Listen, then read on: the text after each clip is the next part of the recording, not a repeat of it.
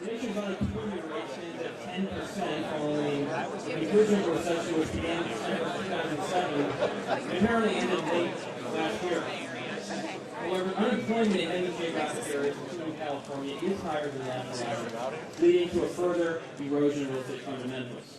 We've established a panel of leading experts who will attempt to connect the dots between recession, recovery, and unemployment and the future outlook for real estate acquisition and development activities in a distressed climate. We hope to tie it all together in this final panel. Robert Knakal, Chairman of MASSEY Knakal. Chandan, President and Chief Economist with Real Estate Econometrics. And we have Sperry, co-founder, Sperry Van Ness International, and Christopher Thornberg, principal with Beacon Economics. Now, there appeared to be some good news last week, although the unemployment news today is not as bright. The good news last week, the broadest measure of economic activity, GDP, grew by 5.7% in Q4, pending any future revisions. This is the highest increase since 2003. On the surface, this appears to be good news, but what does this number really tell us? Sam? Well, I think critically, pending any potential revisions, the fourth quarter release, I think, was largely dismissed by the market, in part because it is an advance estimate. And the advance estimates of GDP from the Bureau of Economic Analysis are based on largely incomplete data. What we do know, and I think many of my colleagues will speak to this, is that activity in the economy in the third quarter and the fourth quarter has depended in an unusual way upon interventions by the government providing very low-cost capital to the private sector and other direct and indirect government interventions. The fundamental question that we have to ask ourselves, whether we're talking about the housing market and potential diminishing of Fannie Mae and Freddie Mac's role, or whether we're talking about GDP growth or employment changes, is have we reached a point in the economic trajectory where we can sustain private activity and growth in private activity absent all of that support from the government. And I think what we'll find, that the consensus is amongst economists, is that we have not yet reached that point where there is real momentum in the private sector. What we also don't know, and what is a critical issue for us over the course of 2010, is how the government's taking a step back from its current intervention will ultimately lead to potential missteps and will ultimately lead to potential drop-off in activities compared to what we observed in the fourth quarter of the year. Chris, the 5.7% number appears to be good news on the surface. What does this tell us? Is there truly good news in this number? Yeah, no. Let me take what Sam said and make it a little, and say it even a little sharper. The growth we're seeing in the economy today is exactly what he said. It's completely due to the massive government intervention in the economy. And this is creating two problems coming down the pike. A, it's not allowing the economic fundamentals that put us into the mess in the first place to fix themselves. And B, it's creating new potential problems, namely to say this government deficit's blowing up, and of course potential for massive inflation. But look at the fundamentals in the economy today.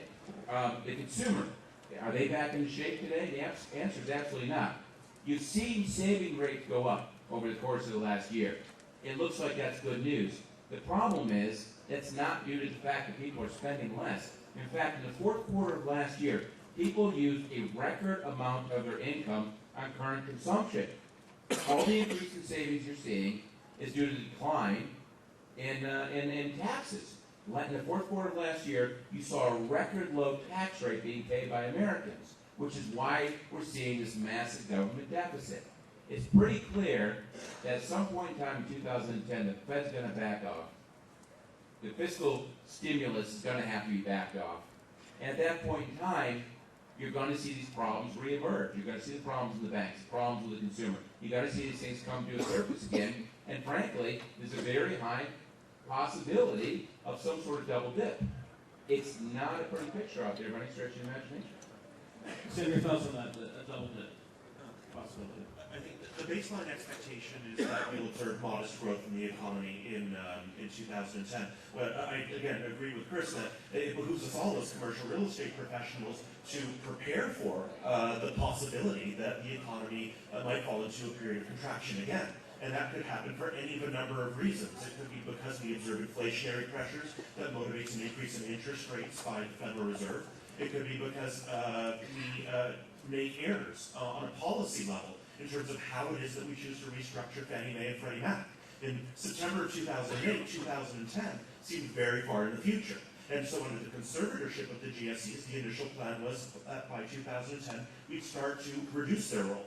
Well, I think what we find right now is that we are not in a situation where if we were to remove Fannie Mae and Freddie Mac from the picture, private banks are in a situation where they feel as though they will be rewarded for taking on new exposures to the residential market and putting those onto their balance sheets. Any of a number of things could create potential problems for us, again, because ultimately we need growth to then later on drive job growth, which will later on drive demand for commercial real estate. We could potentially find ourselves in a lot of trouble if we don't show the foresight to plan for the possibility.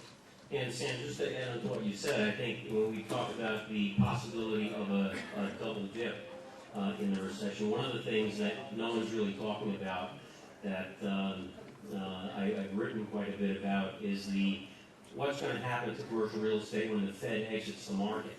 The Fed's balance sheet has doubled in the past year, and basically anything the Fed does to exit is going to have a negative impact, a significantly negative impact on commercial real estate. There are basically 4 ways the Fed can get out of the market. 3 of them will put a tremendous upward pressure on interest rates. That's raising the federal funds rate, ceasing to buy assets, which have mostly been treasuries and mortgage-backed securities, which have been keeping interest rates artificially low, or just selling the assets that they have. The 4th thing they can do to exit is to drain excess bank reserves, which are at all-time highs, and that depletes the pool of potential capital that could be used for real estate loans. So the best thing that can happen to us as real estate professionals is that the Fed doesn't do anything. But they can't do anything forever, and when they do exit, that's going to put tremendous pressure on the marketplace. Actually, let me grab that thought for a second, because I think it's something else we could all might think about, seriously. You have on the right wing Ron Paul and company screaming for the Fed's head. They think that the Fed is some sort of black box Illuminati organization, and writing books about how they want to bring us back to the gold standard. It's total nonsense, but there's a certain element out there that wants to do that. Now you have, of course, unemployment very high level. We know the Democrats are all about jobs, jobs, jobs. If the Federal Reserve actually moves there and starts tightening and threatens a recovery in the job market, they're going to start screaming for the Fed's head. Plus, you got banks with all sorts of underwater loans that they're not getting rid of, particularly in the commercial arena. You add it all up, and politically, inflation is not a bad exit strategy for the Federal Reserve. And that could give you 2.5 years of substantial growth. You'll see activity, things will be moving, things will be buzzing, and then inflation will start kicking in about 2012, and of course by 2013 it's going to be all hell to pay, just like it was in 1982 and 1981. But in the short run, it's not out of the picture that this is the direction they'll go. And so while you're thinking about our grim assessments for the economy today, understand that can be much relieved in the short run by inflation with the potential longer consequences. That is a valid path for where we go. Well, guys, let's talk a second about unemployment. I've been here all day, and I've heard a few people talk a little bit about unemployment. And this is like at record levels. I was doing some analysis, and from what I understand, we are basically back to 2000. We lost 7,240,000 jobs in the last couple of years. We should have grown by 3 million jobs. We're back to about 131 million jobs in the country, which is where we were at the 2000 level. Properties have reduced in the last 3 years, 45%. Here's another thought to think about. In 2005, 2006, CMBS made record amounts of loans. We had, typically the loan-to-value ratios were in the 60 to 65% value.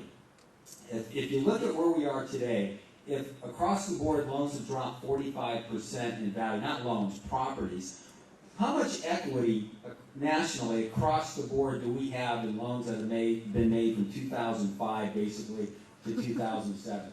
Can anyone do the math? 0 to negative. So we've got some serious issues to deal with that haven't been dealt with yet. Yeah, I want to add to that because that's a great point, and it's not talked about that much, but there is no economic indicator that more profoundly affects the fundamentals of real estate, whether it's commercial real estate or residential real estate, than unemployment. And we need massive job